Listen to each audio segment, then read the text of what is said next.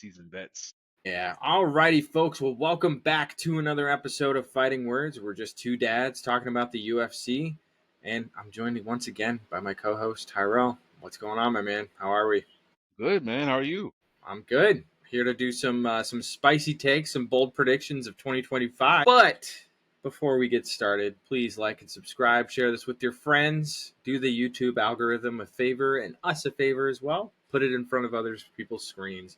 Start chatting about us. Can't wait to show you guys what 2025 is going to be with Fighting Words. We're going to talk about the UFC, and we predict it's going to happen next year.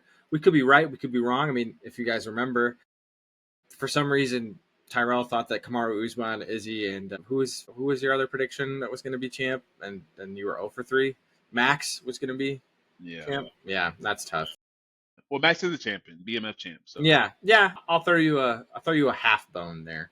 But Tyrell, I want to get to start my bold prediction for 2025, and this one is probably my most not casual because I think it could come across that way because I do respect this division a ton. And there's another division I don't respect at all. But I think the UFC will cut 2 divisions this year. I will think they will cut the flyweight division, and I think they will cut women's bantamweight. Here's why. I think we will see a failure to deliver from Kayla Harrison and from Juliana Pena, and it's going to be a horrible decision. The UFC is not going to know where to go with this division, and that's all the excitement. And they don't move any money for them. And we saw that issue with Raquel Pennington being champion. Who is she? Like, what for the casual fans? Like, what? Who's that? And then obviously the horrible Juliana Pena fight that really she should not have won, but she did between her and Raquel. And then Juliana wastes her energy to go call out Amanda Nunes, and ultimately kind of puts a stick in the mud in terms of where this division goes next. I mean, cool, Kayla Harrison's there, but what are we talking about? That's my first hot take, is that the UFC is going to realize, crap, we have a bad a money dump in this division. But then I think because flyweight literally can't figure itself out, they're not going to let Figgy cut down to flyweight again. They're not going to be able to bring in another fighter to save the division like they tried to do with Kaya Sakura. And I think you're ultimately going to see a lot of rematches you don't want to see, like the Brandon Moreno-Val. Maybe Manel Kopp gets in there, but I think we're going to see the same result from Pantoja. I think he's got everybody else's number. And then we're going to be in that same sort of issue with DJ that we had where who can beat him? Nobody can beat him. So we can't really give him any fights. So I think the UFC is either going to cut its losses and cut one of those divisions, or they're going to cut both. And that's my spicy take. I don't like if we're going for the clicks, sure, like it's going to be both. But I do think it's going to be one of those divisions this year because I think that the UFC is going to start really realizing, like, hey, we want to go back in-person shows. We're getting away from the Apex. We need to start selling out stadiums again. Flyweights on a main card as a main event don't sell out stadiums. Women's bantamweight championship fights don't sell out stadiums. Like, I'm sorry, but like you'll be supported by the supporting cast there for that card. So if you can't carry a weight of your own, then see ya. Like, I don't know what the pay-per-view buys did for the Kaya Sakura Pantoja fight. I don't know what that was. Probably abysmal. And I think the UFC is going to really start cracking down on that.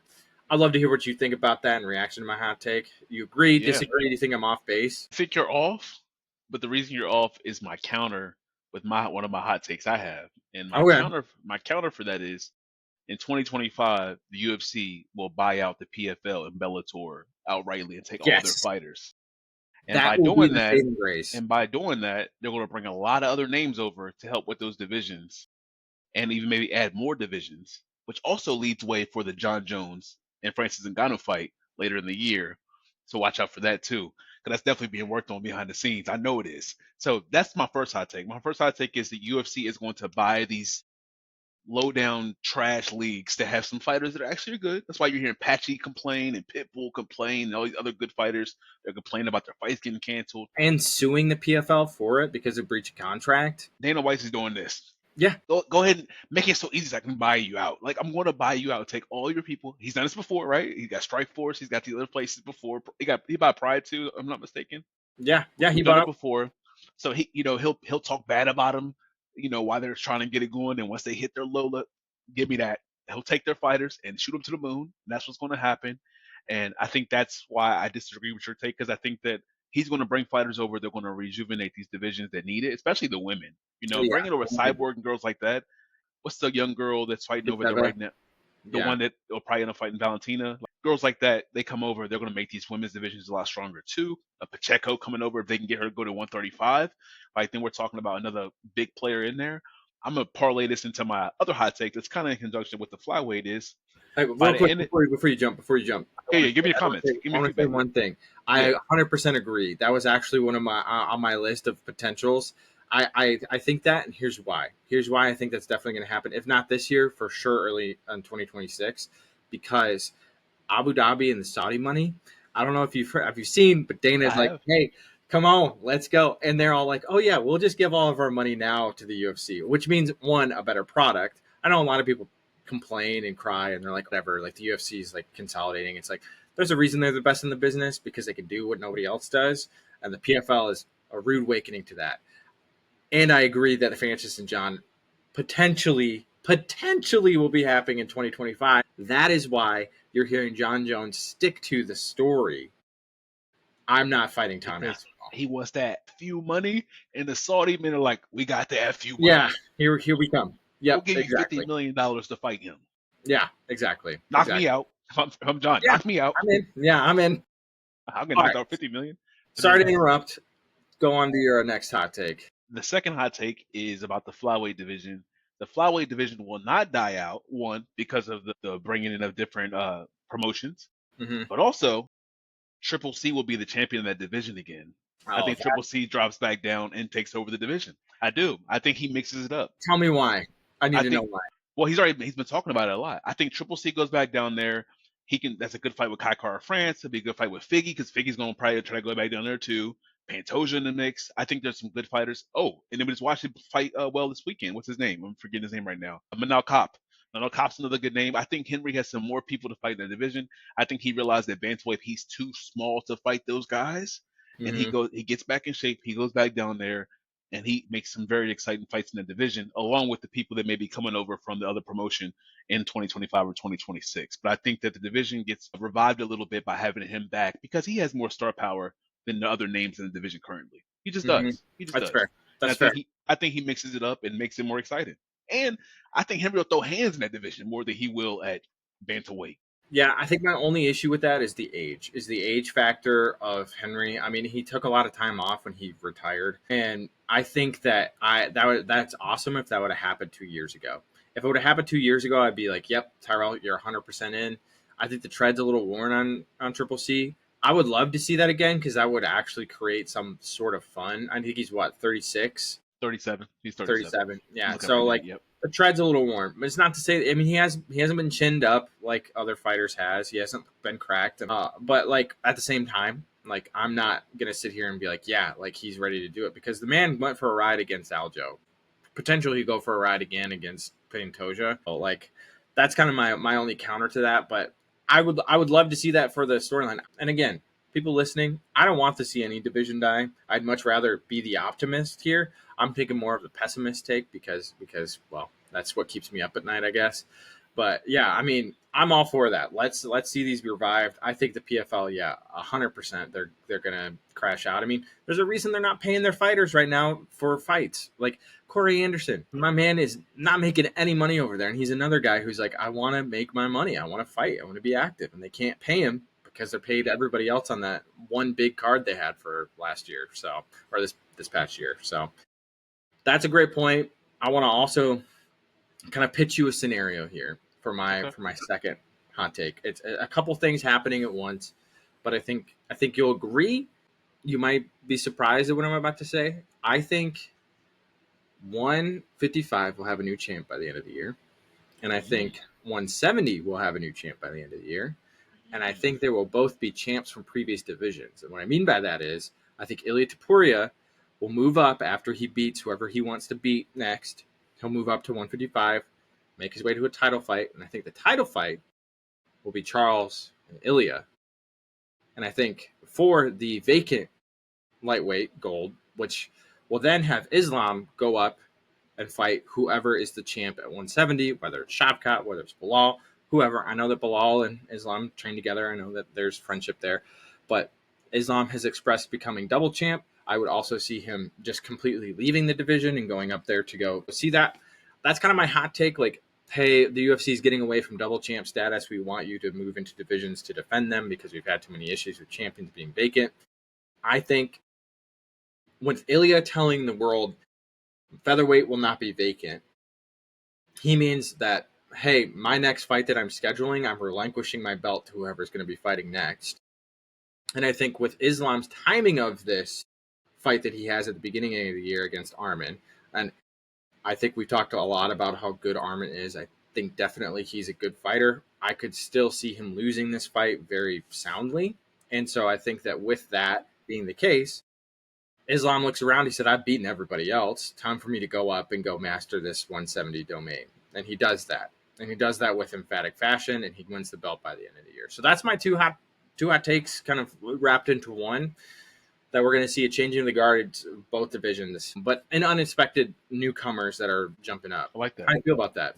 I like that. We're definitely in the same ballpark for our hot takes. I feel like, because we're definitely. Okay. We didn't even talk about this before. We did not talk about it before. Yeah. I think this is not really a hot take for me, but I think Charles Oliveira is a champion at 55 by the end of next year. I think he gets it back.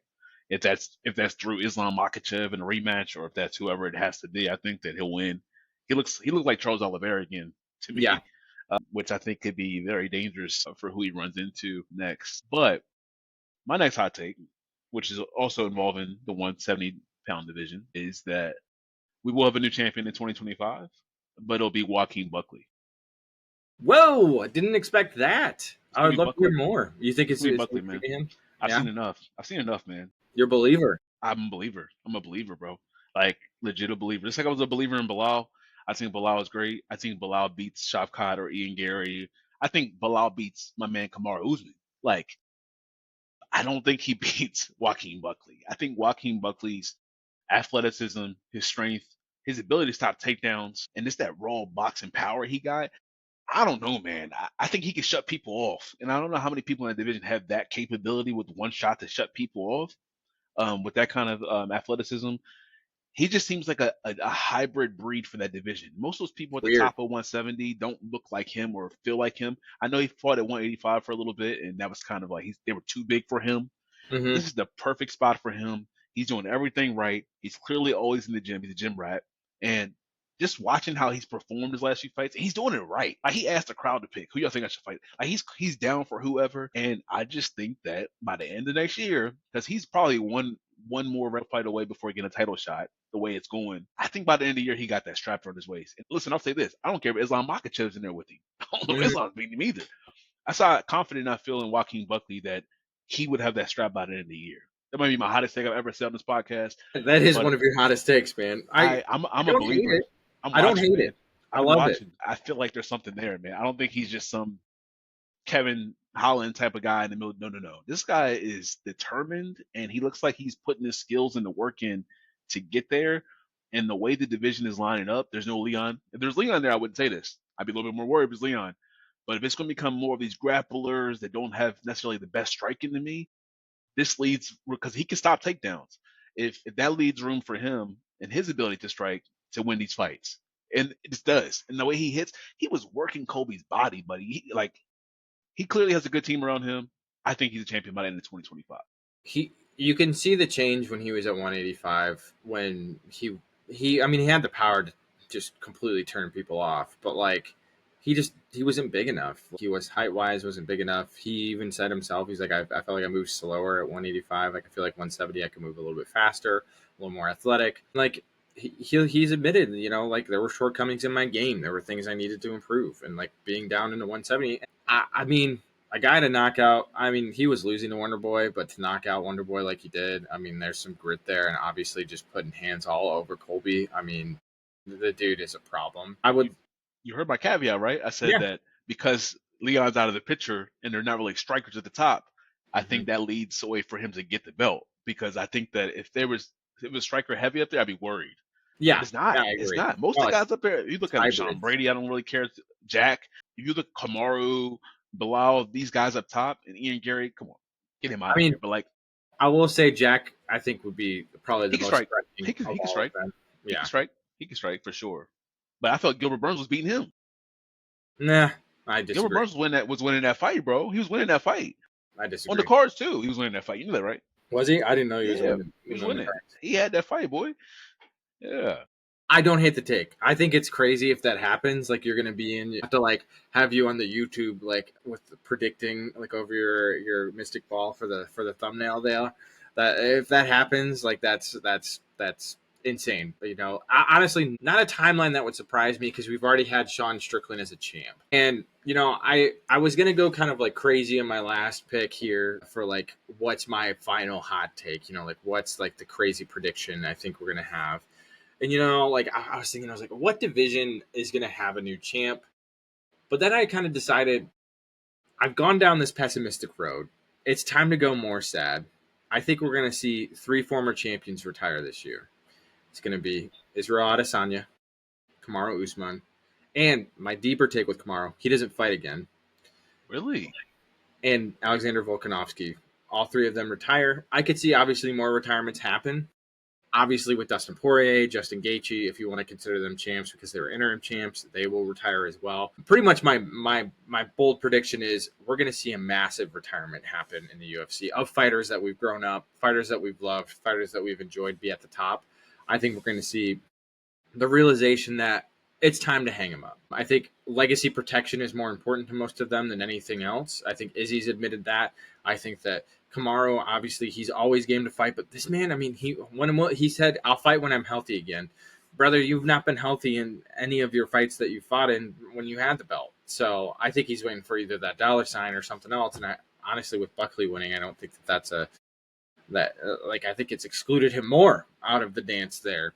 I think that with Izzy, this fight is not an easy fight against Nasruddin Imavov, and if he loses, I mean that's one step away for him. So that's my problem. And then with Volk, if they decide to put together the fight in Spain with Ilia Topuria, I don't see how that fight goes any differently, and I don't think Volk wants to climb back up the ladder of fighting monsters that are waiting for him like Mavzar, or like Diego, or you know even Lerone Murphy. Like those are not easy fights. 55. He going with Max up to 55. Yeah, 55 still has all the people that are a lot bigger than him though. Like that's the thing. It's not like those fights get any easier. Back to rugby.